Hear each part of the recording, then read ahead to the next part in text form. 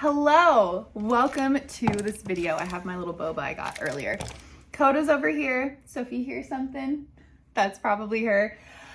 Okay, let's jump in. So I get a lot of the same questions over and over on Instagram, and sometimes in story form, it's too short. I can't really go into detail. And then my podcast is very much faith-based. It's called Embrace with Grace for a reason. So it feels weird to do more lifestyle things on Embrace with Grace. I kind of want to keep that faith-based. So here we are on YouTube. I figured I would answer a few questions regarding moving to Tennessee. Do we miss California? Are we going to buy a house? What are our long-term plans? All of the things. So let's jump right in. Okay, question number 1. Does Tennessee feel like home yet? So we moved here last September. So I think we're like in our 10th month. We've been here for 9 full months.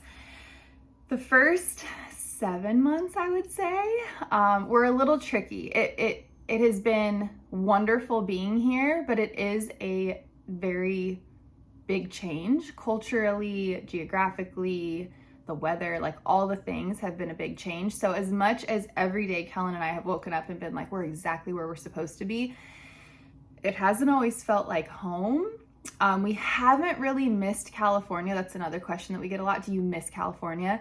There are aspects of it that we do miss. I mean, I was born and raised in Southern California. I truly believe that it's like one of the best places in the entire world, but California as a whole has some problems. And yeah, I mean, for our own reasons, the Lord spoke to me years ago and said, hey, you're not going to raise your kids in California, at least your little kids. And so I was prepared for it as much as I could be. And then when my whole family moved out of California, his family moved back to Arizona, I was like, okay, this is going to happen. And here we are now in Tennessee. So does it feel like home yet? Yes, I am happy to report that now it feels like home. And funnily enough, the moment that it felt like home, it wasn't even here. I flew back to California for a friend's wedding, and I was driving down a freeway that I've literally driven down thousands of times, and I was along the ocean, and any other time in my life, like that was home. And yet I was driving down this road that was so familiar for 37 years of my life, 36 years of my life. I've been driving down this freeway, and yet I missed home. And it wasn't there, it was here. So I do think there's something to the fact that home is where your family is, and I have babies now, and my whole family, of course, extended family is here. So yeah, I'd say Tennessee is home now. Okay, this one's funny, but I totally get it. Why is everyone moving from California to Tennessee? I can't speak for everyone. I can only speak for us. So for Kellen and I, for our family, for our kids, there's a lot of, it's expensive. The quality of life that you have there compared to other places just isn't as good, depending on what is important to you. It's very expensive. The legislature, the bills that are being proposed and passed all the time, it is a very unsafe place for children. Like, there just are not laws in place to protect your kids across the board. It's very scary. I'm not going to get into it, but if you ever want to look them up, it's terrible. So that being said, I feel like the Lord, I know for a fact, the Lord already spoke to us years ago and said, hey, you're not going to raise your kids, at least while they're little, in Southern California. Initially, that was sad, but then come to present day, nobody lives there. Like, so many of my friends, both of our families, like everyone has left for their own reasons. You'll have to talk to each individual Californian who has moved. But yeah, for us, we always knew we weren't going to raise them there. We actually tried to move to Arizona multiple times. We've put offers in on houses there. That's where all of Kellen's family is. And the doors were always shut. We visited here in 2019. We were like, oh, this is great. Let's move here before anyone else in our family or our friend groups had moved here. And then we ended up in New York. And so then here we are 5 years later. We tried to buy a house here, or looked into buying houses here a couple years ago, and it just didn't feel right. So it just really is all about God's timing. We had the best season of life in Southern California in Newport Beach with 2 under 2. It was just Kellen and I and our 2 babies, and of course Coda. And that was really special. It was a really special time. It was hard. It was challenging. It was just us. We had no community, no family really, other than a few select people. and family members that were still in California, but for the most part, it was just us, and we had a good routine and a good rhythm, but it definitely wasn't sustainable. So we knew at some point we were gonna move closer to family, whether his or mine, and we ended up here. This is the door that God opened, and here we are. Okay, this one says, give us all the info on moving to Tennessee, considering it, but need all the info. So it's really, you need to pray about it. You have to make up, your own mind, obviously. The info that I would give would be different than someone who's lived here for a long time. And so I don't really know what info to give. I would say if you can afford it, because it's expensive to move across the country, you want to make sure that you're moving somewhere that you like. If you can afford a small, trip to where you can kind of get an Airbnb and just live for a minute and see if you like it. Do you like, the area? Do you like the quality of life, the pace of life? It's a lot slower here than where we came from. So I would say if you can get a trip out before you decide to move, that is the move. I also think if you're gonna make a cross-country move and you're not familiar with the area, do what Kellen and I did, which is rent, unless you know exactly where you wanna be, or you find a steal of a, place, which it's very expensive here right now. But we are really happy to be renting currently because we didn't know the area. We visited, I visited a handful of times, but it's different visiting versus living. And now it's different with 2 little kids versus when we were newly married or when I was single. The things that I want to be in proximity to, what's important to us, just the values that we have as a family are different than they were even a couple years ago. So we're renting this house. We are literally a half a mile, I think, from my parents, which has been so special in this season. And now we get to kind of branch out from this little central point, and we're like, oh, we would love to live over here. We would not want to live over here. And you just kind of figure it out. So I'm very pro renting when you move to a new area. But obviously it depends on your financial situation and what you're looking to do. But yes, Kellen and I are very pro renting until you know where you want to be. I get this one a lot. Do you want to move back to California?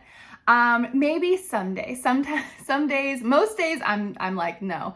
There are some days that I look at Kellen and I say, hey, when we're old, will you take me home? And I just said that this feels like home now, but there are moments when I just imagine like being old with Kellen, looking back on our life and looking at the Pacific Ocean. That's one thing for sure. For my entire life since I was a child, I feel the presence of God the strongest at the ocean. It's just everyone has their own place. Some people, it's in their prayer closet. One of my girlfriends is like, I feel God in nature, like in the mountains. So when she's taking a prayer walk up by pine trees, she just feels it so strongly. For me, it's the Pacific Ocean specifically. We've gone to the ocean over here. We've gone to Florida and the East Coast, and it's still beautiful, don't get me wrong. But there's something about just the Pacific Ocean, that familiarity of where I fell in love with God and all the beautiful things that He's revealed to me over the years, and the comfort that it's brought me, and just moments like in breakups or hard seasons of life, like picking up a burrito and parking and just looking at the ocean and just having that alone time with God, or walking at 5 a.m., just doing a prayer walk down at the beach, or diving into the frigid cold because the Pacific is freezing, and just diving in that shock but that invigorating feeling. Like, I love the Pacific Ocean. And so while it is not the season of life for us to live there now, I think maybe at some point, if nothing else, we might just get maybe a second place there. Like, that's a goal. It's always nice to have those goals. And so we're like, we should save up, and maybe even if it's just an apartment or like a small place, it would be amazing to have somewhere there too. So we'll see though. Time will tell. Do you plan to buy a house? So I would love to own a house again. I know that it is such a luxury, especially with how expensive the market is everywhere, to buy a house. But we haven't owned a home since, goodness, probably been close 4 years, 5 years. We owned our home in LA, our beach house, a lot of you are familiar with. We love that house. I call it a beach house. It wasn't really, but we were like on the ocean and it was amazing. But we owned that house, but then we moved to New York for his job. We rented in New York, and then we decided to move down to Orange County. And so we sold that house, rented down in Orange County because we didn't know where everyone was gonna land. Then everyone moved out, and then we ended up being here too. So we are renting this house. It was such a blessing. Like I said, it's less than a mile from my parents, so what a gift. but we would like to own.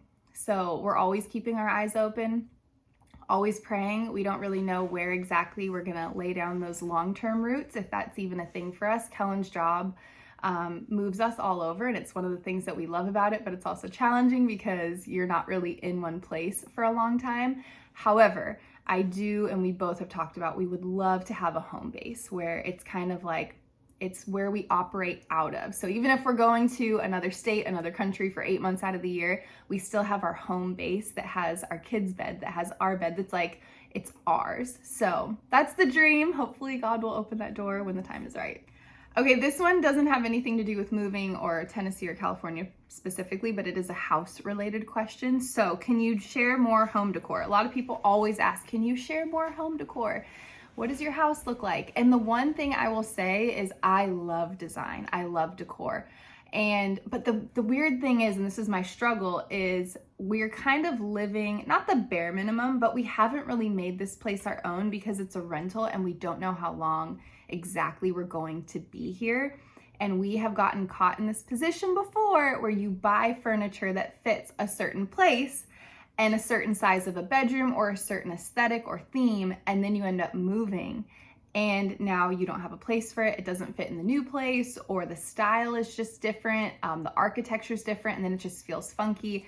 And it's furniture, I mean, it's just like cars. They depreciate so much. So if you get a couch for $5,000 and only have it for a week, you're not gonna sell it for $5,000. You'd be lucky to get like $3,000 for it, but you're probably gonna get like $2,500. So in that regard, we've kind of really slowed our roll. We did buy this dresser, nightstands for this house, specifically because we sold our bed and all of our things before we did the cross-country move. But I would love to. It is something that I would absolutely love to do, which is share more home decor. But I kind of have a feeling that will come more when we own, whenever that happens. So we will be praying that maybe God has a house for us out there. But that is it for this Q&A. Thanks for being here, and I'll see you guys next time. Bye.